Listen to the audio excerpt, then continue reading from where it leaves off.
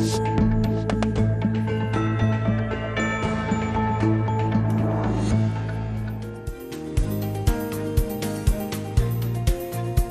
4-നാണ് result വന്നത്. ഏതാണ്ട് 25 ദിവസത്തിലധികം കാത്തിരുന്നതിന് ശേഷം ആണ് റിസൾട്ട് വന്നത്. ഇന്ന് മെയ് 11-ാം തീയതിയായി. 7 ദിവസം പിന്നിട്ടിട്ടും ആരാണ് മുഖ്യമന്ത്രി എന്ന് അറിയാനായിട്ടില്ല. ചർച്ചകൾ ഡൽഹിയിൽ തുടരുകയാണ്.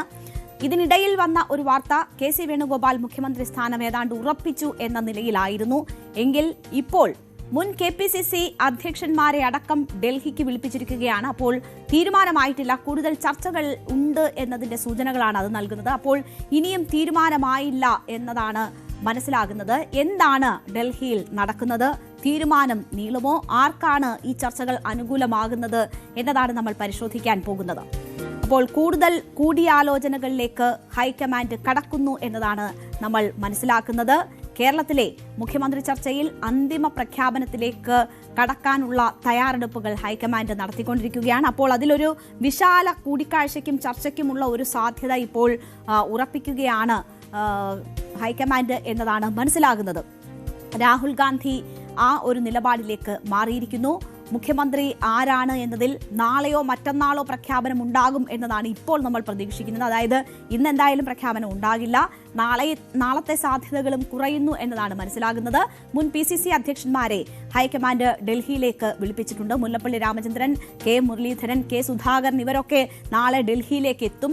അതിനുശേഷം ഇവരുമായുള്ള ചർച്ചകൾ നടക്കും. അതുകൊണ്ട് തന്നെ ഒന്നുകിൽ നാളെ വൈകുന്നേരത്തോടോ അല്ലെങ്കിൽ മറ്റന്നാളത്തേക്കോ തീരുമാനമുണ്ടാകും എന്നതാണ് ഇപ്പോൾ പ്രതീക്ഷിക്കുന്നത്. ഇതിനു പുറമെ ചില നേതാക്കൾ, പ്രധാനപ്പെട്ട നേതാക്കളുടെ കൂടി അഭിപ്രായം ഹൈക്കമാൻഡ് തേടുന്നുണ്ട് എന്ന വിവരങ്ങൾ കൂടി പുറത്തു വരുന്നുണ്ട്. M ഹസനും തിരുവഞ്ചൂർ രാധാകൃഷ്ണനും അടക്കമുള്ളവർ പോകുന്നുണ്ട് ഡൽഹിയിലേക്ക്. ഇന്ന് രാത്രി തന്നെ ഇവർ ഡൽഹിയിലേക്ക് പുറപ്പെടും എന്നതാണ് മനസ്സിലാകുന്നത്. ഹൈക്കമാൻഡിന്റെ മനസ്സിൽ ആര് എന്ന ചോദ്യങ്ങൾ സജീവമാകുന്ന സമയം കൂടിയാണ്. ഹൈക്കമാൻഡിന്റെ നേതൃത്വത്തിൽ നടക്കുന്ന ചർച്ചകളിൽ കെ.സി. വേണുഗോപാലിനാണ് നിലവിൽ മുൻതൂക്കം ഉള്ളത് എന്നതിന്റെ സൂചനകൾ നേരത്തെ മുതൽ തന്നെ വരുന്നതാണ്. ഇന്നലെ രാത്രി തന്നെ രാഹുൽ ഗാന്ധിയും മല്ലികാർജ്ജുൻ ഖർഗെയും തമ്മിൽ ചർച്ചകൾ നടന്നു എന്ന വിവരങ്ങളുണ്ട്. കോൺഗ്രസ് അധ്യക്ഷൻ മല്ലികാർജ്ജുൻ ഖർഗെയുമായി രാഹുൽ ഗാന്ധി കാര്യങ്ങൾ സംസാരിച്ചു. കൂടാതെ പ്രിയങ്ക ഗാന്ധിയോടും രാഹുൽ അഭിപ്രായം തേടി എന്നതിന്റെ വിവരങ്ങളാണ് വരുന്നത്. സഖ്യകക്ഷി നേതാക്കളുമായും രാഹുൽ വീണ്ടും ഫോണിൽ സംസാരിക്കും എന്നതിന്റെ വിവരങ്ങൾ വരുന്നുണ്ട്.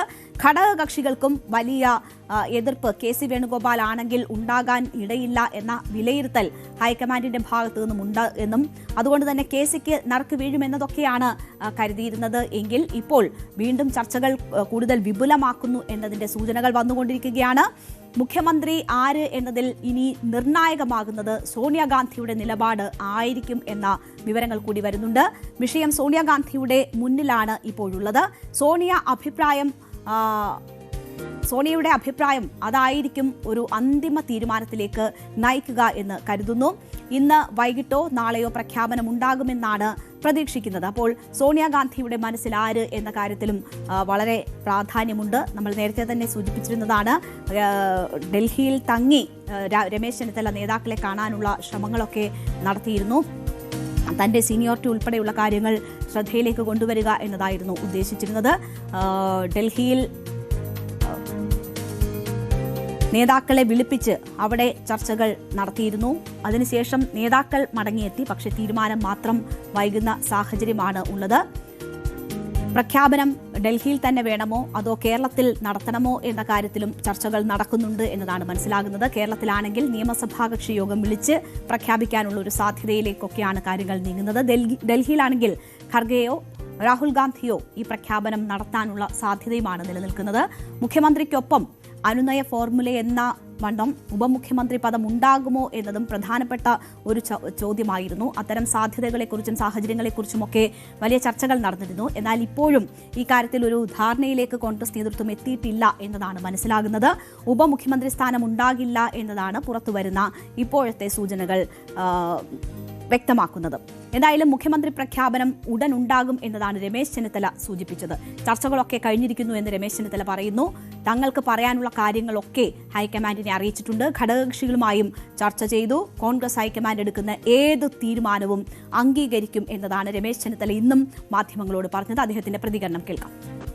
ഞങ്ങൾക്ക് പറയാനുള്ള കാര്യങ്ങളൊക്കെ കോൺഗ്രസ് ഹൈക്കമാൻഡ് കേട്ടു. തീരുമാനം അവിടുന്ന് വരണം. ആ തീരുമാനം നമ്മൾ കാത്തിരിക്കുകയാണ്. ആ തീരുമാനം എന്തായാലും അത് എല്ലാവരും ചേർന്ന് നടപ്പാക്കും. ഇനിയും ചർച്ചയുടെ ആവശ്യമില്ല. ചർച്ചയെല്ലാം കഴിഞ്ഞു. ഇല്ല, വലിയ താമസം ഉണ്ടാകുമെന്ന് തോന്നുന്നില്ല. ഇല്ല, എല്ലാ ചർച്ചയും കഴിഞ്ഞല്ലോ. ഇനിയിപ്പോൾ ചർച്ചയുടെ ആവശ്യമില്ല. എല്ലാ ചർച്ചകളും കഴിഞ്ഞതാണ്. ഇനിയിപ്പം കോൺഗ്രസ് ഹൈക്കമാൻഡ് ഒരു തീരുമാനമെടുക്കണം. അത് അവരെടുക്കുന്ന ഏത് തീരുമാനവും ഞങ്ങളെല്ലാവരും അംഗീകരിക്കും.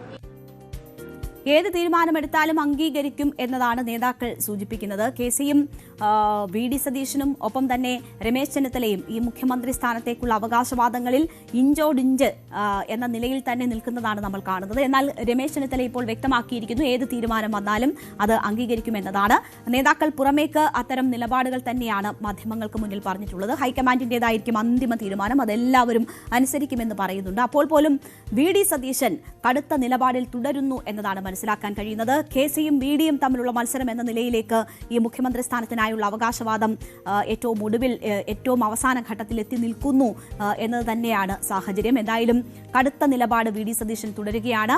മറ്റൊരു സ്ഥാനവും മുഖ്യമന്ത്രി സ്ഥാനം ലഭിച്ചില്ല എങ്കിൽ മറ്റൊരു സ്ഥാനവും ഏറ്റെടുക്കില്ല എന്ന ഒരു സൂചനയാണ് വി.ഡി. സതീശൻ പക്ഷം നൽകിയിട്ടുള്ളത്. ആ നിലപാടിൽ വി.ഡി. സതീശൻ ഇപ്പോഴും ഉറച്ചു നിൽക്കുന്നു എന്നതിന്റെ വിവരങ്ങളാണ് വരുന്നത്. അങ്ങനെയാണെങ്കിൽ ഈ ജനവികാരം എന്നത് വലിയ രീതിയിൽ ചർച്ചയായിരുന്നു. ഇനിയും ഘടകകക്ഷികളുമായി രാഹുൽ ഗാന്ധി ആശയവിനിമയം നടത്തും എന്ന വിവരങ്ങളാണ് വരുന്നത്. അതൊക്കെയും വി.ഡി. സതീശന് അനുകൂലമാകുന്ന സാഹചര്യം സൃഷ്ടിക്കും എന്നതാണ് കരുതുന്നത്. അപ്പോൾ കെ.സി എന്ന ഒരു പേരിലേക്ക് ഏറ്റവും കൂടുതൽ അടുത്ത് നിന്നതിന് ശേഷം വീണ്ടും വിശാലമായ ചർച്ചകളിലേക്ക് കടക്കുന്നത് വി.ഡി. സതീശന്റെ കടുംപിടുത്തം മൂലം തന്നെയാണ് എന്നാണ് മനസ്സിലാക്കാൻ കഴിയുന്നത്.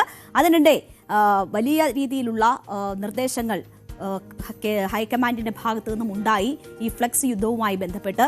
അപ്പോൾ അതിനുശേഷം ആ ഫ്ലെക്സ് യുദ്ധം ഒന്ന് അടങ്ങിയിരിക്കുകയായിരുന്നു. അപ്പോൾ മുഖ്യമന്ത്രി തർക്കത്തിൽ ഇനി കേരളത്തിൽ ഫ്ലെക്സും പരസ്യ പ്രതിഷേധവും പാടില്ല എന്ന ഹൈക്കമാൻഡിന്റെ നിർദ്ദേശം തള്ളി വീണ്ടും വി.ഡി. സതീശനായി ഫ്ലെക്സുകൾ ഉയരുന്ന കാഴ്ച കൂടി നമ്മൾ ഇന്ന് കണ്ടു. കൊല്ലത്ത് വി.ഡി. സതീശനെ അനുകൂലിച്ച് വീണ്ടും ഫ്ലെക്സ് ബോർഡ് സ്ഥാപിച്ചു. പുനലൂർ KSRTC ജംഗ്ഷനിലാണ് ബോർഡ് വെച്ചത്. കഴിഞ്ഞ ദിവസം രാത്രിയോടെയാണ് ബോർഡ് സ്ഥാപിച്ചത് എന്നതാണ് മനസ്സിലാക്കുന്നത്. ആരാണ് ഫ്ലെക്സ് ബോർഡ് സ്ഥാപിച്ചത് എന്നതിൽ വ്യക്തതയില്ല.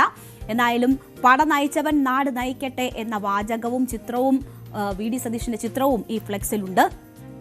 കെ.സി. വേണുഗോപാലിനെ അനുകൂലിച്ച് പുനലൂർ നഗരത്തിൽ സ്ഥാപിച്ചിരുന്ന ബോർഡുകൾ കഴിഞ്ഞ ദിവസം മാറ്റിയിരുന്നു. ഹൈക്കമാൻഡിന്റെ നിർദ്ദേശത്തെ തുടർന്നായിരുന്നു ഈ ഫ്ലെക്സ് ബോർഡുകൾ മാറ്റിയത്. ഇതിന് പിന്നാലെയാണ് വി.ഡി. സതീശനെ അനുകൂലിച്ചുകൊണ്ടുള്ള കൂറ്റൻ ഫ്ലെക്സ് അവിടെ പ്രത്യക്ഷപ്പെട്ടത്. അപ്പോൾ വീണ്ടും ഫ്ലെക്സ് യുദ്ധം നടക്കുന്നു എന്നതാണ് ഇത് നമ്മളെ ഓർമ്മിപ്പിക്കുന്നത്. എന്തായാലും പരസ്യ പ്രതിഷേധം പാടില്ല എന്നതായിരുന്നു ഹൈക്കമാൻഡിന്റെ നിർദ്ദേശം. ഇതുപോലെയുള്ള ഫ്ലെക്സുകൾ നീക്കം ചെയ്യണമെന്നൊരു നിർദ്ദേശവും നൽകിയിരുന്നു. കൊല്ലത്താണ് വി.ഡി. സതീശനെ അനുകൂലിച്ച് വീണ്ടും ഫ്ലെക്സ് ബോർഡ് ഇപ്പോൾ സ്ഥാപിച്ചിരിക്കുന്നത്. അപ്പോൾ അത് വി.ഡി. സതീശനോടുള്ള അല്ലെങ്കിൽ വി.ഡി. സതീശന് വേണ്ടിയുള്ള ആ അവകാശവാദം ഇപ്പോഴും ശക്തമായി തന്നെ തുടരുന്നു എന്നതിൻ്റെ സൂചനകളായി കൂടി നമ്മൾ കാണണം. തീരുമാനം ഏതാണ്ട് ഞായറാഴ്ചയോടുകൂടി ഉണ്ടാകുമെന്ന് എല്ലാവരും പ്രതീക്ഷിച്ചിരുന്നതാണ്. പക്ഷേ ഞായറും കഴിഞ്ഞു, തിങ്കൾ ഇന്നും തീരുമാനമുണ്ടാകില്ല എന്നൊരു സാഹചര്യമാണ് എത്തിയിരിക്കുന്നത്. അപ്പോൾ ഇത് വലിയ അതൃപ്തി കോൺഗ്രസിലും ഘടകകക്ഷികൾക്കിടയിലുമൊക്കെ ഉണ്ടാക്കുന്നു എന്നതിൻ്റെ റിപ്പോർട്ടുകൾ കൂടി വരുന്നുണ്ട്. മുഖ്യമന്ത്രി പ്രഖ്യാപനം വൈകിയതിൽ ജനങ്ങൾക്ക് ബുദ്ധിമുട്ടുണ്ട് എന്നത് കെ മുരളീധരൻ തന്നെ സമ്മതിക്കുകയാണ്. ഹൈക്കമാൻഡ് എന്ന് തീരുമാനം പറയുമെന്നറിയില്ല. താൻ ഉൾപ്പെടെ എല്ലാവരും അഭിപ്രായം പറഞ്ഞു കഴിഞ്ഞു. ട്രെയിൻ പ്രതികൂല കാലാവസ്ഥ കാരണം സ്റ്റോപ്പിൽ എത്തിയിട്ടില്ല.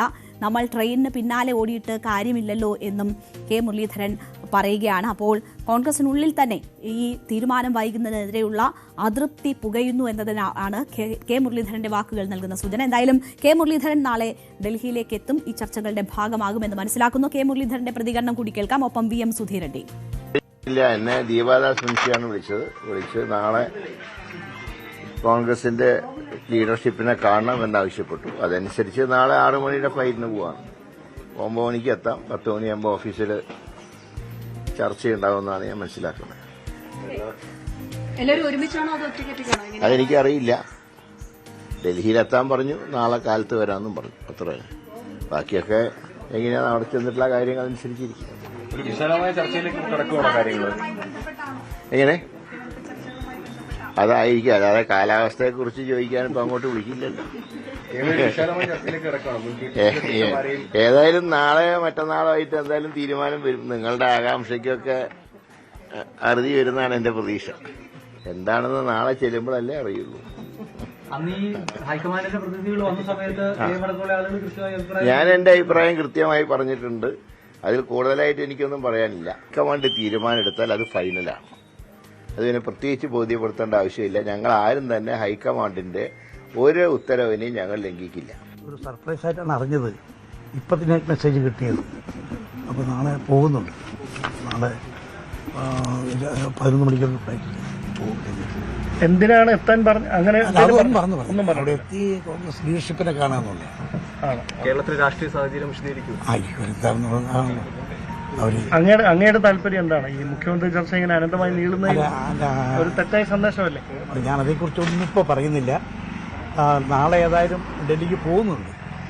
പിന്നെ എന്നോട് ചോദിക്കുന്ന കാര്യങ്ങൾക്ക് ഉള്ള കൃത്യമായിട്ട് വിശദീകരണം. ഈ തെരഞ്ഞെടുപ്പിന്റെ വിജയം ഒരു കൂട്ടായ നേതൃത്വത്തിന്റെ വിജയമാണോ അതോ ഒരു വ്യക്തിയുടെ ക്രെഡിറ്റ് ആണോ? എന്താണ് അങ്ങനെ?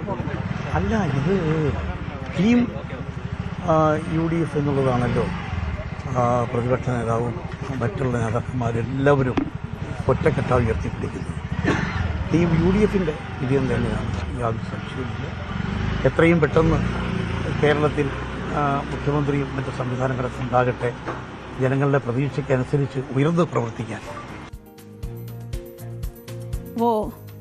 വലിയ രീതിയിലുള്ള അതൃപ്തി കോൺഗ്രസിനുള്ളിലുണ്ട്. എന്തായാലും VM സുധീരനും K മുരളീധരനും ഒക്കെ നാളെ ഡൽഹിയിലെത്തുകയാണ്. ഡൽഹിയിലായിരിക്കും കൂടുതൽ ചർച്ചകൾ നടക്കുക. നേരത്തെ രാവിലെ കണ്ടപ്പോൾ K മുരളീധരൻ ഈ തീരുമാനം വൈകുന്നതിലുള്ള അതൃപ്തി തന്നെ പരസ്യമാക്കിക്കൊണ്ട് സംസാരിക്കുകയും ഒക്കെ ചെയ്തിരുന്നു. മാത്രവുമല്ല, ഈ ലീഗിന്റെ നേതാക്കളുടെ പരസ്യ പ്രതികരണം ഉണ്ടായ ദിവസം കൂടിയാണ്. ലീഗിൽ നിന്നൊക്കെ പരസ്യ പ്രതികരണം ഉണ്ടാകുന്നു. മുഖ്യമന്ത്രി സ്ഥാനത്തേക്ക് ഉള്ള തീരുമാനം വൈകുന്നത് വലിയ രീതിയിലുള്ള പ്രതിസന്ധി ഉണ്ടാക്കും എന്ന കാര്യം സൂചിപ്പിക്കുകയാണ്. വിജയാഹ്ലാദ പ്രകടനങ്ങൾ പോലും പറ്റാത്ത ഒരു സാഹചര്യം ഉണ്ടാകുന്നു, അല്ലെങ്കിൽ ആ രീതിയിലുള്ള സാഹചര്യം ഇപ്പോഴത്തെ ഈ അനിശ്ചിതത്വം സൃഷ്ടിച്ചിരിക്കുന്നു എന്ന തരത്തിലേക്കുള്ള അഭിപ്രായം ലീഗിന്റെ നേതാക്കൾ തന്നെ പരസ്യമായി പ്രകടിപ്പിക്കുന്ന ഒരു സാഹചര്യം കൂടി ഉണ്ടായിരിക്കുന്നു. എന്തായാലും ഈ മുഖ്യമന്ത്രി സ്ഥാനത്തേക്ക് KC വേണുഗോപാലിനെ പിന്തുണച്ചതുമായി ബന്ധപ്പെട്ട് കോൺഗ്രസ് MLA-മാർക്ക് നേരെ പരസ്യ പ്രതിഷേധവുമായി പ്രവർത്തകർ രംഗത്ത് വരുന്നത് കൂടി നമ്മൾ കണ്ടു. നാദാപുരം MLA KM അഭിജിത്തിനെതിരെ പ്രതിഷേധം അറിയിച്ച് പ്രവർത്തകർ രംഗത്ത് വന്നതാണ് ദൃശ്യങ്ങൾ സഹിതം പുറത്തായത്. നാദാപുരത്തെ സ്വകാര്യ പരിപാടിയിലാണ് ഇവർ എതിർപ്പ് അറിയിച്ചത്. അതേസമയം MLA-മാരുടെ പട്ടിക വ്യാജമെന്നാണ് KM അഭിജിത്ത് പറയുന്നത്. താൻ KC വേണുഗോപാലിന് പിന്തുണച്ചു എന്ന തരത്തിൽ വന്ന ചിത്രം അത് AI ചിത്രമാണ് എന്ന് KM അഭിജിത്ത് പറയുന്നു. നാദാപുരത്തെ കല്യാണ വീട്ടിൽ വെച്ച് അഭിജിത്തിനെ ലീഗിന്റെയും കോൺഗ്രസിന്റെയും പ്രവർത്തകർ ചോദ്യം ചെയ്തപ്പോഴായിരുന്നു ഈ പ്രതികരണം. ഇതിന്റെ ദൃശ്യങ്ങളാണ് പുറത്തു വന്നത്.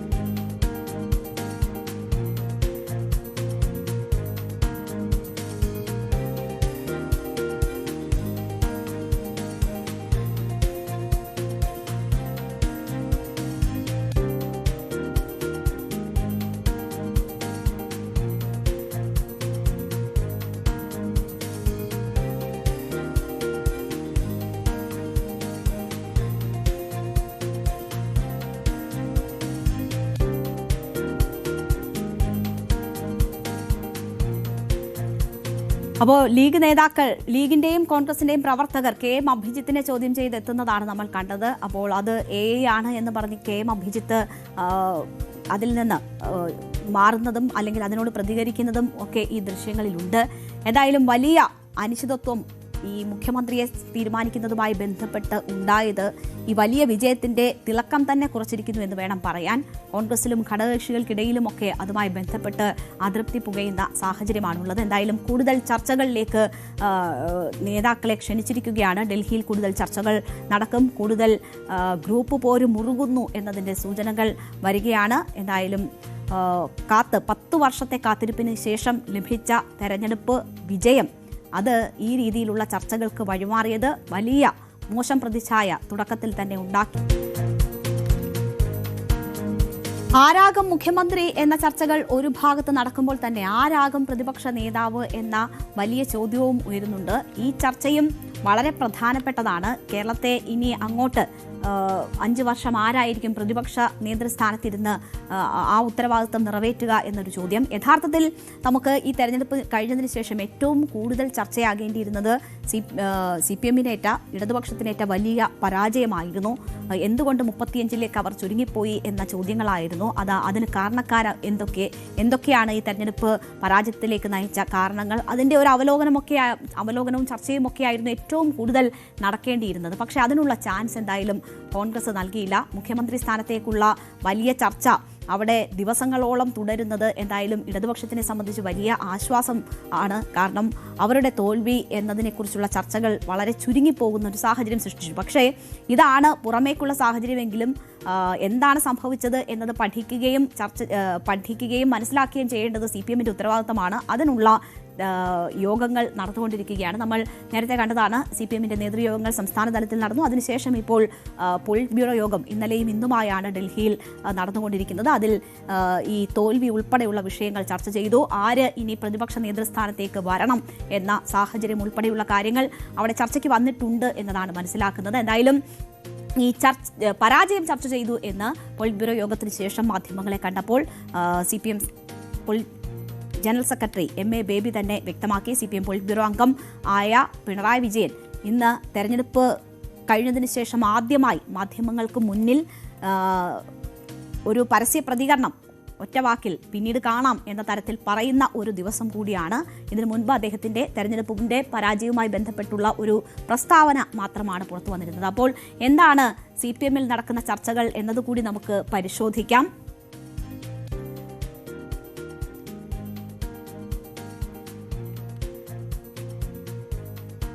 കേരളത്തിൽ നിയമസഭാ തെരഞ്ഞെടുപ്പിലേറ്റ തിരിച്ചടിയെപ്പറ്റി പരിശോധന നടത്തും എന്ന് MA ബേബി ഇന്ന് വ്യക്തമാക്കിയിരിക്കുകയാണ്. LDF-ന് നേരിട്ട തിരിച്ചടി ഇന്ന് PB ചർച്ച ചെയ്തു എന്നത് അദ്ദേഹം സൂചിപ്പിക്കുന്നു.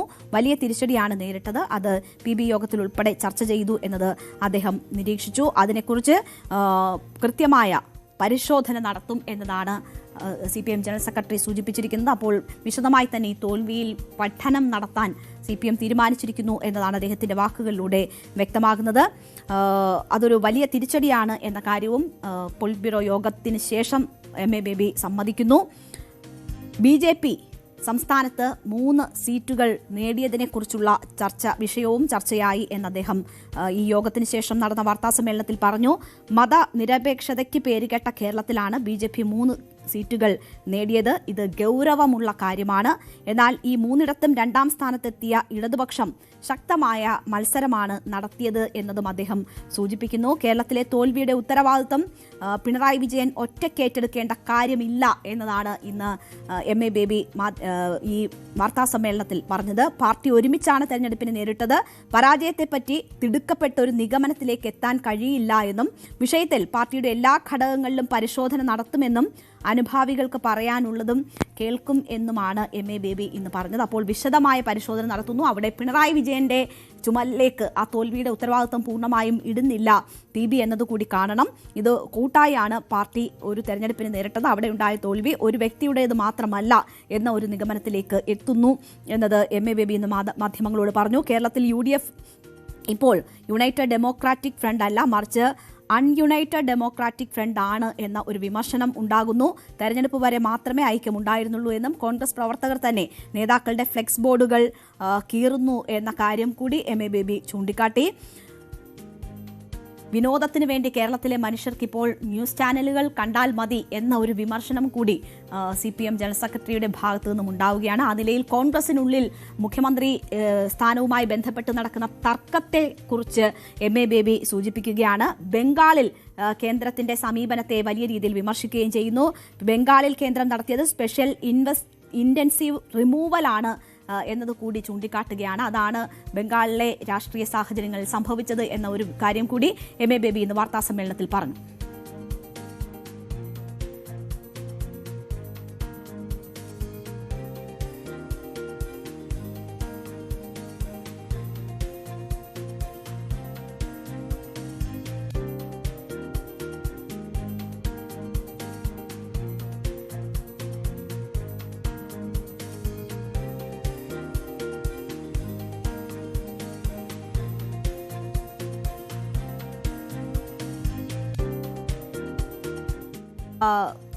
ഇന്ന് ഈ വലിയ ഗൗരവത്തോടു കൂടി തന്നെ ഈ തെരഞ്ഞെടുപ്പ് തോൽവിയുമായി ബന്ധപ്പെട്ടുള്ള ചർച്ചകളൊക്കെ ഇന്നലെയും ഇന്നുമായി പൊളിറ്റ് ബ്യൂറോ യോഗത്തിലുണ്ടായി. അതിനുശേഷം MA ബേബി മാധ്യമങ്ങളെ കണ്ടപ്പോൾ പറഞ്ഞ കാര്യങ്ങളാണ് നമ്മൾ നേരത്തെ പരിശോധിച്ചത്. എന്തായാലും ആരാകണം പ്രതിപക്ഷ നേതാവ് എന്ന കാര്യത്തിൽ തീരുമാനം കേരളത്തിൽ ഉണ്ടാകുമെന്നതാണ് പ്രതീക്ഷിക്കുന്നത്. പിണറായി വിജയൻ തന്നെ പ്രതിപക്ഷ നേതാവാകണം എന്ന ആവശ്യത്തിനാണ് കേരളത്തിലെ ചർച്ചകളിൽ മുൻതൂക്കം ഉണ്ടായിരുന്നത്. എന്നാൽ CPI ഉൾപ്പെടെ നൽകുന്ന ചില സൂചനകൾ പ്രതിപക്ഷ നേതൃസ്ഥാനത്ത് ഒരു മാറ്റം വേണം, പുതിയ ഒരു വ്യക്തി വരണം എന്നത് സംബന്ധിച്ചാണ്. പിണറായി വിജയന് തന്നെയാണ് കൂടുതൽ സാധ്യത. അതേസമയം പിണറായി വിജയൻ ഈ നേതൃസ്ഥാനം ഏറ്റെടുക്കാൻ തയ്യാറായില്ല എങ്കിൽ KN ബാലഗോപാൽ ആയിരിക്കും ആ സ്ഥാനത്തേക്ക് വരിക എന്നതാണ് പ്രതീക്ഷിക്കപ്പെടുന്നത്. എന്തായാലും ഇതുമായി ബന്ധപ്പെട്ടുള്ള തീരുമാനം കേരളത്തിലുണ്ടാകും. അതിൽ പിണറായി വിജയൻ എന്ത് തീരുമാനമെടുക്കുന്നു എന്നത് തന്നെയായിരിക്കും ഏറ്റവും പ്രധാനം. നമുക്ക് ഒപ്പം ഇപ്പോൾ കിരൺ ബാബു ഡൽഹിയിൽ നിന്ന് ചേരുകയാണ്.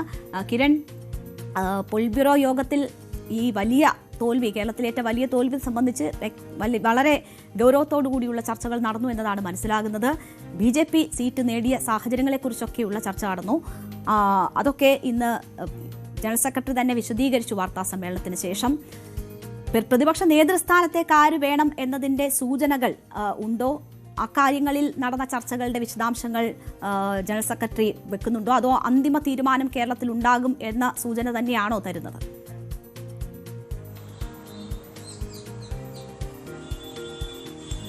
രേണുക, ജനറൽ സെക്രട്ടറി PBക്ക് ശേഷം നടത്തിയ വാർത്താ സമ്മേളനത്തിൽ പറഞ്ഞത് കേരളത്തിൽ പ്രതിപക്ഷ നേതാവ് ഉണ്ടാവും, അത് കേരളത്തിൽ തീരുമാനിക്കും എന്നാണ് പറഞ്ഞത്.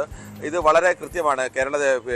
പോളിറ്റ് ബ്യൂറോയിൽ കേരളത്തിൽ നിന്നുള്ള അംഗങ്ങൾ പിണറായി വിജയനായാലും MV ഗോവിന്ദനായാലും വിജയരാഘവനായാലും പിണറായി വിജയൻ ഈ സ്ഥാനത്തില്ല, മാറി നിൽക്കുന്നു എന്നൊരു തീരുമാനം അവരുടെ അറിയിച്ചിരുന്നെങ്കിൽ സ്വാഭാവികമായും ആ ഒരു ചാർജ് പിണറായി വിജയൻ ഇല്ല എന്നുള്ള സൂചനകൾ എവിടെയെങ്കിലും വന്നേനെ. പക്ഷേ അങ്ങനെയല്ല.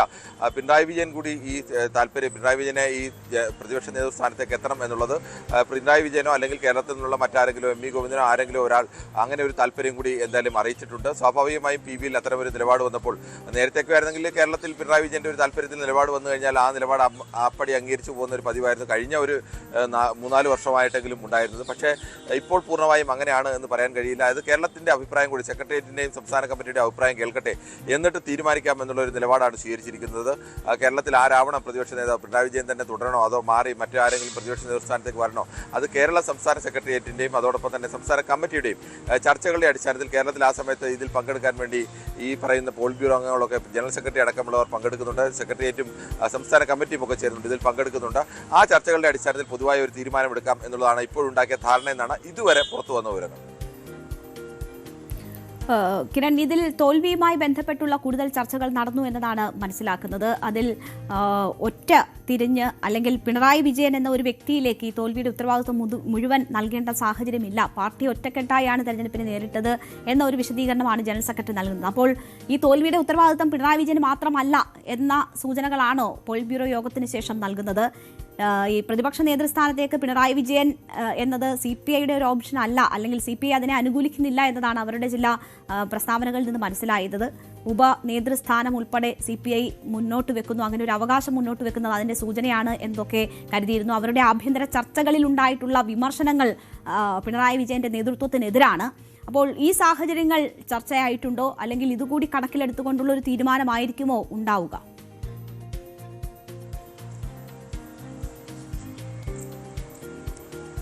ഇതിൽ രേണുക, ഇതിൽ ഏറ്റവും പ്രധാനം ഒന്നാമത്തത് CPM general secretary MA baby പറഞ്ഞതാണ്.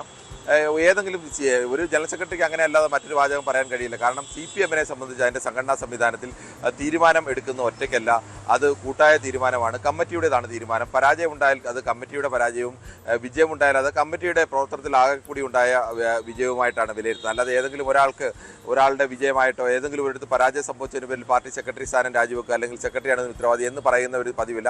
പക്ഷേ എങ്ങനെയാണ് പ്രായോഗികമായി നടന്നത് എന്ന് ചോദിച്ചാൽ സ്വാഭാവികമായും മുൻകാലങ്ങളുള്ളതിനേക്കാൾ പിണറായി വിജയന് പാർട്ടി പോളിറ്റ് ബ്യൂറോ മുതൽ സംസ്ഥാന കമ്മിറ്റി വരെ വലിയൊരു അപ്രമാദിത്വം, അദ്ദേഹത്തിന്റെ വാക്കുകൾക്ക് അപ്പുറത്തേക്ക് ആ കമ്മിറ്റി പോകാത്ത അല്ലെങ്കിൽ അത്തരം വിമർശനങ്ങൾ കാര്യമായി ഉയരാത്ത ഒരു അവസ്ഥയുണ്ടായിരുന്നു. അത് പ്രായോഗിക തലത്തിലേക്ക് വരുമ്പോൾ പക്ഷേ പാർട്ടി സെക്രട്ടറിക്ക് ഒരു കാരണവശാലും അങ്ങനെ വിലയിരുത്താൻ കഴിയില്ല. ഇത് പാർട്ടി തീരുമാനമാണ്, എല്ലാം പാർട്ടി തീരുമാനത്തിലുണ്ടായ വീഴ്ച എന്ന് പറഞ്ഞാൽ അത് ആഴത്തിൽ പരിശോധിക്കുമെന്ന് അദ്ദേഹം വളരെ കൃത്യമായി തന്നെ പറഞ്ഞു. ഈ പരാജയം എന്തുകൊണ്ടുണ്ടായതാണ് എന്നുള്ളത് സംഘടനാ തലത്തിലടക്കം ആഴത്തിൽ പരിശോധന ഉണ്ടാവും, എവിടെയെങ്കിലും വീഴ്ചകൾ ഉണ്ടായിട്ടുണ്ടോ. ഇത്തരം വീഴ്ചകളൊക്കെ ആ ഘട്ടത്തിൽ ഉണ്ടായിട്ടുണ്ടോ, അതെല്ലാം ആ വിശദമായ പരിശോധന നടത്തും. അത് വളരെ കൃത്യമായി തന്നെ ജനറൽ സെക്രട്ടറി പറഞ്ഞു. രണ്ടാമത്തെ വിഷയം ഉപനേതാവിൻ്റെ സ്ഥാനമാണ്. ഉപനേതാവ് എന്ന് പറയുന്ന അങ്ങനെ ഉപനേതാവ് എന്ന് പറയുന്ന ഒരു സ്ഥാനം ഔദ്യോഗികമായി കേരള നിയമസഭയിലില്ല. അത് VS അച്യുതാനന്ദൻ പ്രതിപക്ഷ നേതാവായിരുന്നപ്പോൾ പാർട്ടിയും VS അച്യുതാനന്ദനും രണ്ട് വഴിക്ക് നിന്ന ഘട്ടത്തിലാണ് കോടിയേരി ബാലകൃഷ്ണനെ പ്രതിപക്ഷ ഉപനേതാവ് എന്നൊരു സ്ഥാനം ആദ്യമൊക്കെ എഴുതി ചില മാധ്യമങ്ങളൊക്കെ എഴുതി പിന്നീട് അത് അങ്ങനെ ഒരു സ്ഥാനം ഉണ്ട് എന്ന് വരുത്തി. കാരണം ഔദ്യോഗികമായി എന്തായാലും ഇപ്പോഴും അങ്ങനെ ഒരു സ്ഥാനമില്ല. അന്ന് പിന്നീട് UDF വന്നപ്പോഴും UDFും ലീഗിൻ്റെ നേതൃത്വത്തിനെ അങ്ങനെ ഉപനേതൃ സ്ഥാനത്തേക്ക് കൊണ്ടുവരുന്ന ഒരു അവസ്ഥയൊക്കെ ഉണ്ടായി. ഇപ്പോൾ പിന്നീട് അതിനുശേഷമാണ് നിയമസഭയിൽ അവർക്കൊരു മുറിയൊക്കെ അനുവദിച്ചത്. ഈ മുറി അനുവദിച്ചതിനപ്പുറം ഏതെങ്കിലും പ്രോട്ടോകോൾ പ്രകാരം പ്രതിപക്ഷ നേതാവിനും മുഖ്യമന്ത്രി മന്ത്രിമാരും ഒക്കെ ഉണ്ട്, സ്പീക്കറും ചീഫും എല്ലാം ഉണ്ട്. പക്ഷേ ഉപനേതൃ സ്ഥാനമില്ല. CPI ഇങ്ങനെ ഒരു ആവശ്യം ഉന്നയിച്ചത്. CPI വളരെ ബുദ്ധിപരമായിട്ടാണ് അങ്ങനെ ആവശ്യം ഉന്നയിച്ചത്. സ്വാഭാവികമായും രണ്ടാമത്തെ കക്ഷി എന്ന നിലയ്ക്ക് ഞങ്ങൾക്കല്ലേ ഉപനേതൃ സ്ഥാനം കിട്ടേണ്ടത്. അങ്ങനെ ഒരു ആവശ്യം ഉന്നയിക്കുമ്പോൾ പിണറായി വിജയൻ പ്രതിപക്ഷ നേതാവുകയും KN ബാലഗോപാലോ അല്ലെങ്കിൽ മറ്റേതെങ്കിലും മുതിർന്ന നേതാവോ ഉപനേതാവായി നിൽക്കുകയും ചെയ്തുകൊണ്ട് മുന്നോട്ട് നയിക്കുക, ആ ഒരു പ്രപ്പോസൽ നടക്കില്ല. പിണറായി വിജയൻ പ്രതിപക്ഷ നേതൃസ്ഥാനത്ത് മാറണം എന്നുള്ളതിന് പരോക്ഷമായി തന്നെ ആ ഒരു ലക്ഷ്യത്തിൽ തന്നെയാണ് ഉപനേതൃസ്ഥാനം CPIക്ക് വേണം എന്നുള്ളൊരു ആവശ്യം ഉന്നയിച്ചത്. എന്തായാലും അക്കാര്യത്തിലൊന്നും ഒരു തീരുമാനം ഉണ്ടായിട്ടില്ല. അങ്ങനെ ഉപനേതൃസ്ഥാനം CPIക്ക് കൊടുക്കുന്ന ഒരു പതിവ് ഇതുവരെ ഇല്ല എന്നുള്ള നിലപാടിലാണ് CPM ഇപ്പോഴും നിൽക്കുന്നത്. CPIക്ക് പ്രത്യക്ഷത്തിൽ പറയാൻ കഴിയില്ല പ്രതിപക്ഷ നേതാവായി പിണറായി വിജയൻ വേണ്ട എന്നുള്ളത്. കാരണം പ്രതിപക്ഷ നേതാവിനെ പാർലമെന്റ് പാർട്ടി ലീഡറെ തെരഞ്ഞെടുക്കുന്നത് CPM ആണ്. CPMൽ നിന്ന് ആര് മുഖ്യമന്ത്രിയാവണം പ്രതിപക്ഷ നേതാവാണെന്ന് തീരുമാനിക്കാനുള്ള പൂർണ്ണമായ അവകാശം CPMനാണ്. അതിന് CPIക്കോ ഏതെങ്കിലും ഘടകകക്ഷികൾക്കോ അതിൽ അഭിപ്രായം പറയുന്നതിൽ കാര്യമില്ല. അങ്ങനെ അഭിപ്രായം പറഞ്ഞ് അതിനനുസരിച്ച് തീരുമാനം എടുക്കാനും കഴിയില്ല. അതിനാണ് പരോക്ഷമായി ഇത്തരത്തിലുള്ള അഭിപ്രായ പ്രകടനമൊക്കെ CPI നടത്തുന്നത്, മറ്റൊരു തരത്തിൽ ഇത് പറഞ്ഞു വെക്കുന്നത്. എന്തായാലും അക്കാര്യത്തിൽ ഒരു അന്തിമ തീരുമാനം അനായാസം ഉണ്ടായിട്ടില്ല എന്നുള്ളത് വസ്തുതയാണ്. അതിനു പകരം ഇനിയിപ്പോൾ സെക്രട്ടേറിയറ്റിൽ നടക്കുന്ന ചർച്ചകൾ, സംസ്ഥാന കമ്മിറ്റിയിൽ നടക്കുന്ന ചർച്ചകൾ, ഈ ചർച്ചകളുടെ കൂടി അടിസ്ഥാനത്തിലാവും ഈ വിഷയത്തിൽ ഒരു തീരുമാനം എടുക്കുക. ശരി, R കിരൺ ബാബുവാണ് വിവരങ്ങൾ നൽകിയത്. അപ്പോൾ പ്രതിപക്ഷ നേതൃസ്ഥാനത്തേക്ക് ആര് എന്ന കാര്യത്തിലും തീരുമാനം വൈകും. ഇനി കൂടുതൽ കൂടിയാലോചനകൾ കേരളത്തിൽ നടന്നതിന് ശേഷമായിരിക്കും അക്കാര്യത്തിൽ തീരുമാനമുണ്ടാവുക.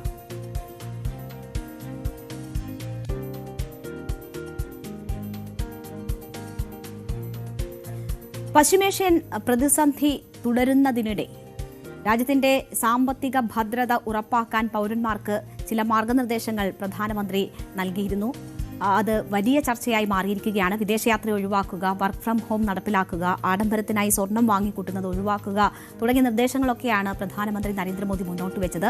ഇതിലാണ് ഇപ്പോൾ വലിയ ചർച്ച നടക്കുന്നത്. വലിയ ആശങ്ക എന്തുകൊണ്ട് പ്രധാനമന്ത്രി ഇത് പറഞ്ഞു എന്ന് ഒക്കെ മായി ബന്ധപ്പെട്ടൊക്കെ ഉണ്ടാകുന്നുണ്ട്. അപ്പോൾ അതാണ് നമ്മൾ പരിശോധിക്കുന്നത്. ഹൈദരാബാദിൽ ഒരു പൊതു പരിപാടിക്കിടെയാണ് പ്രധാനമന്ത്രി നരേന്ദ്രമോദി നിർദ്ദേശങ്ങൾ നൽകിയത്.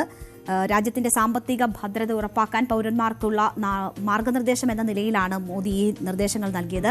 വിദേശയാത്ര ഒഴിവാക്കണം, വർക്ക് ഫ്രം ഹോം നടപ്പിലാക്കണം, ആഡംബരത്തിനായി സ്വർണം വാങ്ങിക്കൂട്ടുന്നത് ഒഴിവാക്കണം തുടങ്ങിയ നിർദ്ദേശങ്ങളാണ് മോദി മുന്നോട്ട് വെച്ചത്. പെട്രോൾ, ഡീസൽ എന്നിവയുടെ ഉപയോഗം കുറയ്ക്കാൻ മെട്രോ ട്രെയിനുകളും മറ്റു പൊതുഗതാഗത സംവിധാനങ്ങളും ഉപയോഗിക്കണം എന്ന ഒരു നിർദ്ദേശവും പ്രധാനമന്ത്രി മുന്നോട്ട് വെച്ചിരുന്നു. കാർ പൂളിംഗ് പ്രോത്സാഹിപ്പിക്കണം എന്നത് അദ്ദേഹം സൂചിപ്പിച്ചിരുന്നു. ചരക്ക് നീക്കത്തിനായി റെയിൽവേക്ക് മുൻഗണന നൽകണം എന്നത് മോദി ആവശ്യപ്പെട്ടിരുന്നു. എന്തായാലും ദൈനംദിന ആവശ്യങ്ങൾക്കായി തദ്ദേശീയമായി നിർമ്മിച്ച ഉൽപ്പന്നങ്ങൾക്ക് മുൻഗണന നൽകണം തുടങ്ങിയ കാര്യങ്ങളുമൊക്കെ അദ്ദേഹം സൂചിപ്പിച്ചതാണ്. ആഭ്യന്തര വിനോദസഞ്ചാരം പ്രോത്സാഹിപ്പിക്കണം എന്നത് പ്രധാനമന്ത്രി നിർദ്ദേശിച്ചിരുന്നു. എന്തായാലും മോദിയുടെ സ്വയം നിയന്ത്രണ നിർദ്ദേശങ്ങൾ വിവിധ മന്ത്രാലയങ്ങൾ ചർച്ച ചെയ്യും എന്നതാണ് ഇപ്പോൾ പുറത്തുവരുന്ന വിവരം. ഇക്കാര്യത്തിൽ ബോധവൽക്കരണത്തിന് കൂടുതൽ നടപടികൾ ഉണ്ടാകും എന്നതിന്റെ സൂചനകൾ വരുന്നു. BJP ഭരിക്കുന്ന സംസ്ഥാന സർക്കാരുകൾ ഈ നിർദ്ദേശങ്ങൾ ഏറ്റെടുക്കുകയാണ്. ഭാഗിക ലോക്ക്ഡൌൺ ഒന്നും തൽക്കാലം പരിഗണനയിലില്ല. പശ്ചിമേഷ്യൻ സംഘർഷത്തിന്റെ പശ്ചാത്തലത്തിൽ കർശന നിയന്ത്രണത്തിനാണ് ഈ മോദിയുടെ അഭ്യർത്ഥന ഉണ്ടായിരിക്കുന്നത്. അപ്പോൾ BJP ഭരിക്കുന്ന സംസ്ഥാനങ്ങൾ കൂടുതൽ ആർജവത്തോടുകൂടി ആ നിയന്ത്രണങ്ങളിലേക്ക് കടക്കും എന്നതിന്റെ സൂചനകളൊക്കെ വന്നുകൊണ്ടിരിക്കുകയാണ്.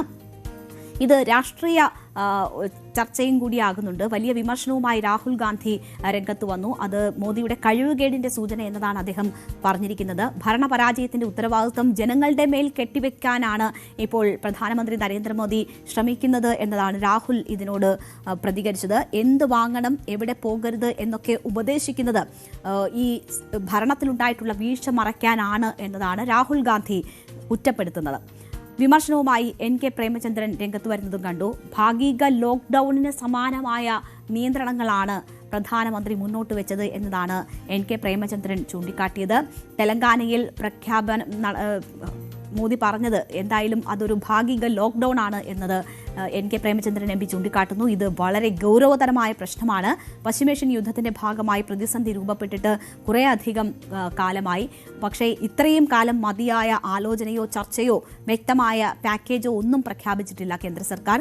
പകരം വളരെ കാഷ്വലായി ഒരു പ്രശ്നത്തെ കാണുകയും അതിൽ ചില പരാമർശങ്ങൾ, നിർദ്ദേശങ്ങൾ പ്രധാനമന്ത്രി നടത്തുകയും ചെയ്യുന്ന ഒരു ദൗർഭാഗ്യകരമായ സാഹചര്യമാണ് ഉണ്ടായിട്ടുള്ളത് എന്നാണ് NK പ്രേമചന്ദ്രൻ MP ഇതുമായി ബന്ധപ്പെട്ട് പറഞ്ഞിരിക്കുന്നത്. അപ്പോൾ രാഷ്ട്രീയമായി കേന്ദ്ര സർക്കാരിന്റെ ഈ സമീപനത്തിനെതിരെ പ്രധാനമന്ത്രി നരേന്ദ്രമോദിയുടെ ഈ നിർദ്ദേശങ്ങൾക്കെതിരെ വലിയ വിമർശനങ്ങൾ ഉയർന്നുകൊണ്ടിരിക്കുകയാണ്. സാധാരണക്കാരിൽ വലിയ ആശങ്കയാണ് ഇതുണ്ടായിട്ടുള്ളത്. ഇപ്പോൾ തെരഞ്ഞെടുപ്പുകൾ പൂർത്തിയായിരിക്കുന്നു. അപ്പോൾ ഉടൻ തന്നെ പെട്രോൾ ഡീസൽ വിലയിൽ വലിയ വർധന ഉണ്ടാകും എന്നതിൻ്റെയൊക്കെ ആശങ്ക, അതിന്റെ സൂചനയാണ് പ്രധാനമന്ത്രിയുടെ ഈ വാക്കുകൾ എന്നതൊക്കെ ചർച്ചയാകുന്നു. അങ്ങനെ ഒരു ആശങ്ക ഉണ്ടാകുന്നു. ലോകത്ത് ചൈനയ്ക്ക് ശേഷം ഏറ്റവും കൂടുതൽ സ്വർണം ഉപയോഗിക്കുന്ന രാജ്യം ഇന്ത്യയാണ്. വർഷം തോറും 700 മുതൽ 800 ടൺ വരെ സ്വർണമാണ് ഇന്ത്യയിൽ ഉപഭോഗം ചെയ്യപ്പെടുന്നത്. സ്വർണം എത്ര വില കൂടിയാലും നമുക്കറിയാം, ഈ ജ്വല്ലറികളിലൊന്നും ആളുകൾ കുറയുന്നത് നമ്മൾ കണ്ടിട്ടില്ല. അപ്പോൾ അങ്ങനെ സ്വർണം വാങ്ങുന്നവരാണ് മലയാളികളും. എന്തുകൊണ്ടാണ് അപ്പോൾ ഈ പ്രധാനമന്ത്രി നരേന്ദ്രമോദി ഈ ഘട്ടത്തിൽ സ്വർണം വാങ്ങരുത് എന്ന് പറയുന്നത്? അങ്ങനെ വലിയ ആശങ്ക ആളുകളിൽ ഉണ്ടാകുന്നു. കല്യാണ ആവശ്യങ്ങൾക്കൊക്കെയായി സ്വർണം പർച്ചേസ് ചെയ്യാൻ ആഗ്രഹിക്കുന്നവർ, അതിന് കാത്തിരിക്കുന്നവരൊക്കെ വലിയ ആശങ്കയിലാണ്. എന്തുകൊണ്ട് സ്വർണം വാങ്ങരുതെന്ന് പ്രധാനമന്ത്രി പറയുന്നു ഒരു വർഷത്തേക്ക് എന്നുള്ള വലിയ ആശങ്ക അവരുടെ കാര്യത്തിൽ ഉണ്ടാവുകയാണ്. അപ്പോൾ ഏത് സാഹചര്യത്തിലാണ് പ്രധാനമന്ത്രി ഇത് പറഞ്ഞത് എന്നത് കൂടി നമ്മൾ പരിശോധിച്ചാൽ പശ്ചിമേഷ്യയിലെ യുദ്ധത്തിന്റെ സാഹചര്യത്തിലാണ്. ക്രൂഡ് ഓയിൽ വില ഉയരുകയും വിദേശ നാണ്യ ശേഖരത്തിൽ സമ്മർദ്ദമുണ്ടാവുകയും ചെയ്യുന്ന ഘട്ടത്തിലാണ് പ്രധാനമന്ത്രി രാജ്യത്തിന്റെ സാമ്പത്തിക ഭദ്രത ലക്ഷ്യമിട്ടുകൊണ്ട് സ്വർണം വാങ്ങരുത് എന്നൊരു നിർദ്ദേശം മുന്നോട്ട് വെച്ചിരിക്കുന്നത്. ഇതിന്റെ കാരണങ്ങൾ എന്താണ് എന്ന് നോക്കിയാൽ, ഇന്ത്യയിലേക്ക് ഇറക്കുമതി ചെയ്യുന്ന എണ്ണയ്ക്കും സ്വർണത്തിനുമൊക്കെ നമ്മൾ പണം കൊടുക്കണം. അത് ഡോളറിലാണ് കൊടുക്കേണ്ടത്. അങ്ങനെ ഡോളർ കൊടുത്തിട്ടാണ് നമ്മൾ ഈ സാധനങ്ങൾ വാങ്ങുന്നത്. എണ്ണവില വർദ്ധിക്കുമ്പോൾ കൂടുതൽ ഡോളർ എണ്ണ പർച്ചേസ് ചെയ്യാൻ നമുക്ക് ആവശ്യമായി വരുന്നു. ഇതോടൊപ്പം തന്നെ നമ്മൾ ഉപഭോഗത്തിന് വേണ്ടി കൂടുതൽ സ്വർണവും വാങ്ങാൻ നിൽക്കുകയാണെങ്കിൽ അതിലും സ്വർണവും വലിയ തോതിൽ ഇറക്കുമതി ചെയ്യേണ്ടി വരും. അതിനും കൂടുതൽ ഡോളർ ആവശ്യമായി വരും. അപ്പോൾ രൂപയുടെ മൂല്യം വലിയ രീതിയിൽ ഇടിയുന്നതിന് ഇത് കാരണമാകും. വിദേശ നാണ്യ ശേഖരം കുറയുന്നതിന് കാരണമാകും. ഈ സാഹചര്യം ഒഴിവാക്കാനാണ്, രാജ്യത്തിന്റെ സാമ്പത്തിക ഭദ്രത ഉറപ്പാക്കാനാണ് സ്വർണം വാങ്ങുന്നത് ഒരു വർഷത്തേക്ക് മാറ്റിവെക്കുക എന്ന അഭ്യർത്ഥന പ്രധാനമന്ത്രി മുന്നോട്ട് വെച്ചിരിക്കുന്നത്. ആഗോള പ്രതിസന്ധി സമയത്ത് കുടുംബങ്ങൾ വലിയ അളവിൽ ഇറക്കുമതി ചെയ്ത സ്വർണം വാങ്ങുമ്പോൾ ഈ കൂടുതൽ ഡോളർ രാജ്യത്തിന് പുറത്തേക്ക് ഒഴുകുന്ന ഒരു സാഹചര്യം ഉണ്ടാകും. രാജ്യം സമ്പാദിക്കുന്നതിനേക്കാൾ കൂടുതൽ, അല്ലെങ്കിൽ രാജ്യത്തിന്റെ കരുതൽ ശേഖരത്തിനേക്കാൾ കൂടുതൽ വിദേശ കറൻസി ചെലവഴിക്കുന്നത് രൂപയെ ദുർബലപ്പെടുത്തും. അത് വലിയ രീതിയിൽ നമ്മുടെ പണത്തിന്റെ മൂല്യം കുറയുന്നതിന് ഇടയാക്കും. നേരത്തെയും ഇങ്ങനെയൊക്കെയുള്ള പ്രതിസന്ധി ഉണ്ടായിട്ടുള്ള ഘട്ടങ്ങളിൽ സ്വർണ്ണ ഇറക്കുമതി നിരുത്സാഹപ്പെടുത്താനും കുറയ്ക്കാനും ഒക്കെ സർക്കാർ നടപടികൾ സ്വീകരിച്ചിട്ടുണ്ട്. അപ്പോൾ അതിന്റെ ഒരു തുടർച്ചയാണ് പ്രധാനമന്ത്രി ഇപ്പോൾ ഒരു നിർദ്ദേശത്തിന്റെ രൂപത്തിൽ മുന്നോട്ട് വെച്ചിരിക്കുന്നത്. സ്വർണത്തിന്റെ ഇറക്കുമതി തീരുവ വർദ്ധിപ്പിച്ചുകൊണ്ട് കഴിഞ്ഞ തവണകളിൽ ഒക്കെ വളരെ ബോധപൂർവമുള്ള ഇടപെടൽ ഉണ്ടായിട്ടുണ്ട്. ഈ കരുതൽ ശേഖരത്തിലുള്ള സമ്മർദ്ദം കുറയ്ക്കുക, രൂപയെ സ്ഥിരപ്പെടുത്തുക, രൂപയുടെ മൂല്യം തുടർച്ചയായി ഇടിയുന്നത് കുറയ്ക്കുക, ഇതൊക്കെയാണ് ഇതിലൂടെ ലക്ഷ്യമിടുന്നത്. ഇതാണ് ഇപ്പോൾ ഒരു ഉപദേശത്തിന്റെ രൂപത്തിൽ പ്രധാനമന്ത്രി നരേന്ദ്രമോദി പറഞ്ഞിരിക്കുന്നത്. സ്വർണ്ണ ഉപഭോഗം നിയന്ത്രിക്കണമെന്ന പ്രധാനമന്ത്രിയുടെ പ്രസ്താവന ഈ സ്വർണ്ണാഭരണ വിപണിയെ തകർക്കുമെന്ന ആശങ്ക വ്യാപാരികൾക്കിടയിലും ഉണ്ടാക്കിയിട്ടുണ്ട്. വിവാഹ സീസണിടയിൽ പ്രധാനമന്ത്രിയിൽ നിന്നുണ്ടായ നീക്കം ജ്വല്ലറി മേഖലയെ തകർക്കുമെന്ന് ചൂണ്ടിക്കാട്ടി വ്യാപാരികളുടെ സംഘടന കേന്ദ്ര സർക്കാരിന് തന്നെ കത്ത് നൽകിയിരിക്കുക കൂടിയാണ്. ലോകത്ത് ചൈനയ്ക്ക് ശേഷം ഏറ്റവും കൂടുതൽ, നേരത്തെ സൂചിപ്പിച്ചതുപോലെ, സ്വർണം ഉപയോഗിക്കുന്ന രാജ്യമാണ് ഇന്ത്യ. അപ്പോൾ അതുമായി ബന്ധപ്പെട്ട് ഒരു വലിയ തൊഴിൽ മേഖല തന്നെയുണ്ട്. അപ്പോൾ അവിടുത്തെ ജീവനക്കാർ, അവർക്ക് അവരുടെ ജോലി നഷ്ടം ഉണ്ടാകുന്ന, അവർക്ക് ശമ്പളം കുറയുന്ന, അവർക്ക് ജോലിയുടെ പ്രവൃത്തി ദിനങ്ങൾ കുറയുന്ന സാഹചര്യത്തിനൊക്കെ പ്രധാനമന്ത്രി നരേന്ദ്രമോദിയുടെ ഈ ആഹ്വാനം വഴിവെക്കും എന്ന ഒരു ആശങ്കയാണ് ഇപ്പോൾ വ്യാപാരികൾ ഉയർത്തിയിരിക്കുന്നത്. അതുകൊണ്ട് തന്നെ ആ ആശങ്കകൾ ചൂണ്ടിക്കാട്ടി അവർ കേന്ദ്ര സർക്കാരിന് കത്തെഴുതിയിരിക്കുന്ന ഒരു സാഹചര്യം കൂടിയാണ് ഉണ്ടായിട്ടുള്ളത്.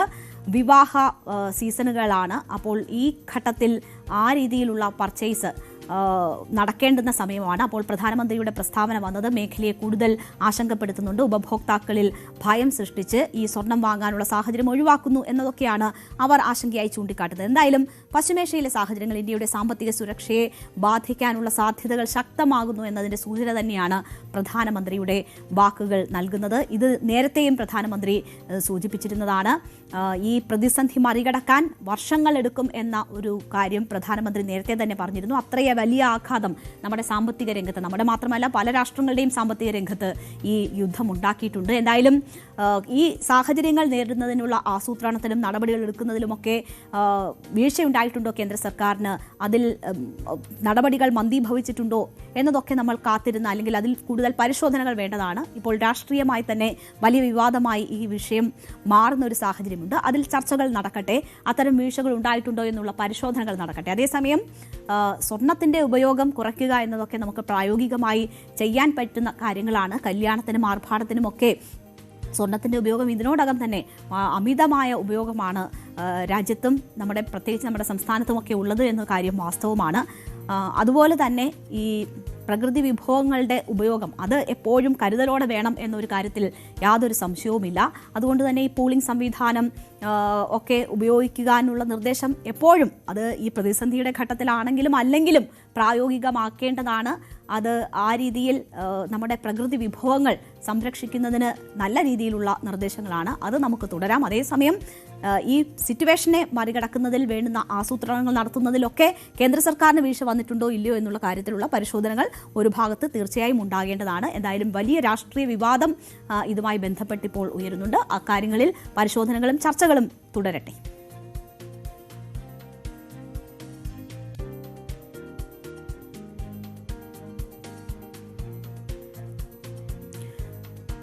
തമിഴ്നാട്ടിൽ വിജയുടെ വലിയ വിജയം, അതിനുശേഷമുള്ള അധികാരമേറ്റെടുക്കൽ, അദ്ദേഹം അവിടെ നടത്തിയ പ്രസംഗമൊക്കെ വലിയ രീതിയിലുള്ള ചർച്ചയാണ്. എന്തായാലും ഇന്ന് വിജയ് അടക്കം MLA-മാർ സത്യപ്രതിജ്ഞ ചെയ്ത് അധികാരമേറ്റെടുത്ത ദിവസമാണ്.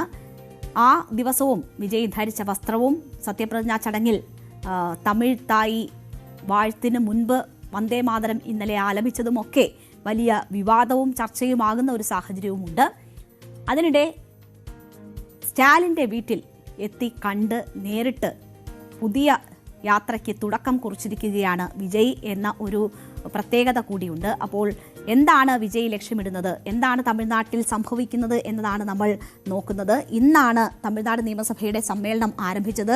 തെരഞ്ഞെടുപ്പിൽ വിജയിച്ച പുതിയ അംഗങ്ങൾക്ക് സത്യപ്രതിജ്ഞ ചെയ്ത് അധികാരമേറ്റെടുക്കേണ്ടുന്ന ദിവസമായിരുന്നു. തമിഴ്നാട് നിയമസഭയിൽ ആദ്യമായി ഇന്ന് വിജയ് കോട്ടും സൂട്ടും ധരിച്ചെത്തി.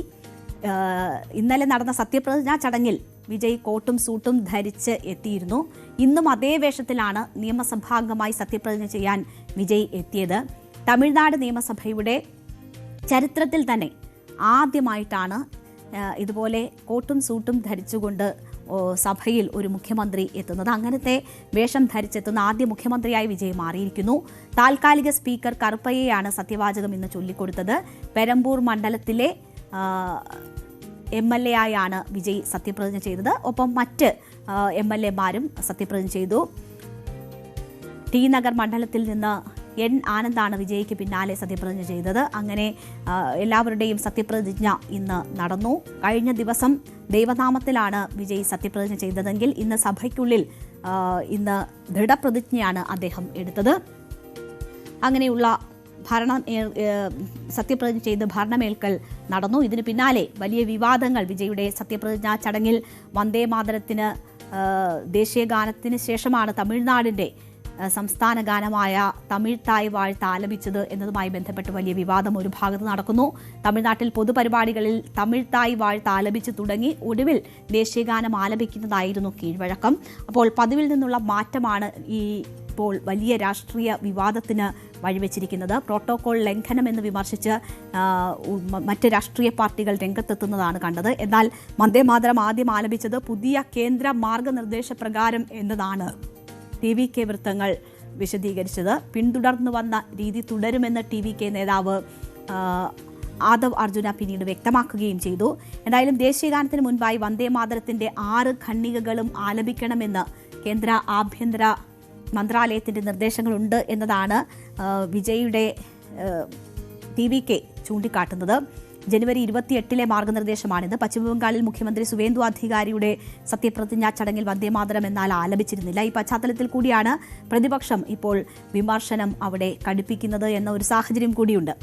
ഇന്നലെ ദൈവനാമത്തിൽ സത്യപ്രതിജ്ഞ ചെയ്ത വിജയ് ഇന്ന് എന്തുകൊണ്ട് സഗൗരവം ചർച്ച ചെയ്തു എന്നത് ഒരു ചർച്ചയാകുന്നുണ്ട്. ഒപ്പം വിജയുടെ ഒരു സഹപാഠി വിജയ് ഈ അവകാശപ്പെടുന്ന കുട്ടിക്കാലത്തെ ദാരിദ്ര്യവും കഷ്ടപ്പാടും ഒക്കെ പൊള്ളത്തരം എന്ന ഒരു വാദമായി രംഗത്തെത്തുന്നത് കൂടി കണ്ടു. എഴുത്തുകാരനും മാധ്യമപ്രവർത്തകനുമായ മനു ജോസഫാണ് വിജയ് നടത്തിയ ദാരിദ്ര്യം സംബന്ധിച്ചുള്ള അവകാശവാദങ്ങളൊക്കെ പൊള്ളയാണെന്ന് ചൂണ്ടിക്കാണിച്ചത്. തമിഴ്നാട് മുഖ്യമന്ത്രിയായി അധികാരമേറ്റെടുത്ത ശേഷമുള്ള പ്രസംഗത്തിലും ഒപ്പം തന്നെ ഈ പട്ടിണി എന്താണെന്ന് അറിയാമെന്ന രീതിയിലൊക്കെ വിജയ് സംസാരിച്ചിരുന്നു.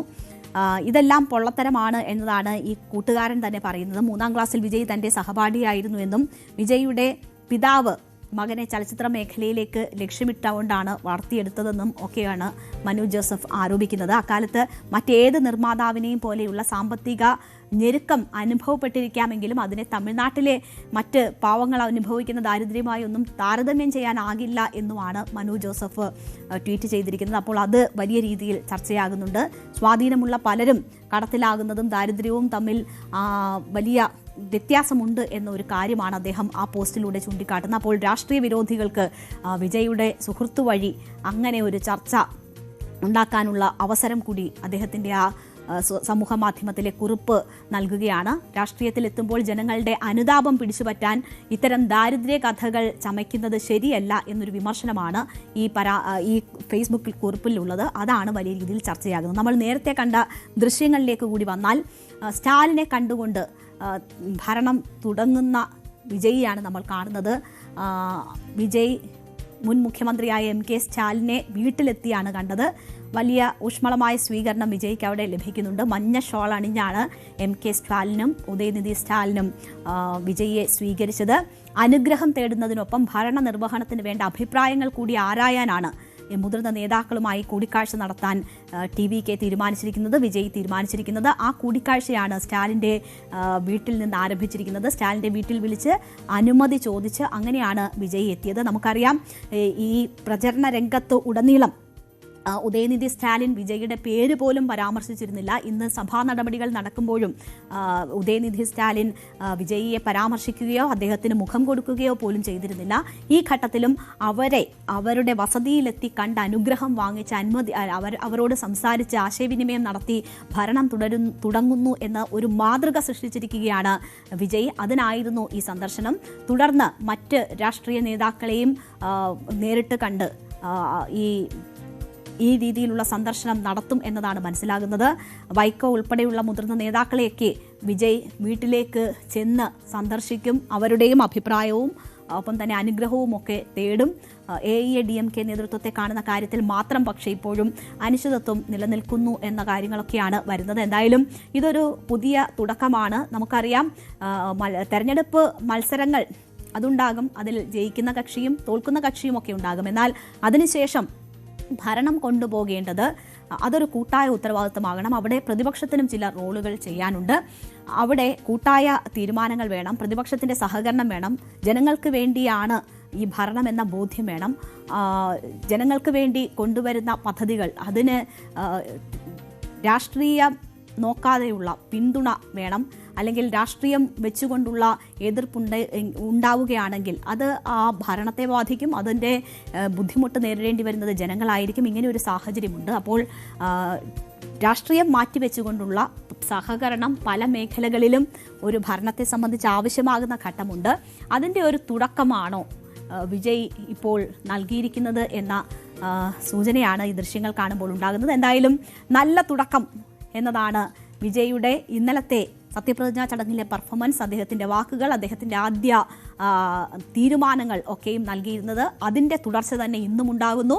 പ്രതിപക്ഷത്തെ കൂടി ഉൾക്കൊണ്ടുകൊണ്ട്, അവരുടെ കൂടി ബഹുമാനം നേടിക്കൊണ്ട്, അല്ലെങ്കിൽ അവരുടെ കൂടി നിർദ്ദേശങ്ങൾ തേടിക്കൊണ്ട്, അവരെ കൂടി മുഖവിലക്കെടുത്തുകൊണ്ട് നീങ്ങുന്നു എന്നതിൻ്റെ സൂചനകളാണ് വിജയ് നൽകിയിരിക്കുന്നത്.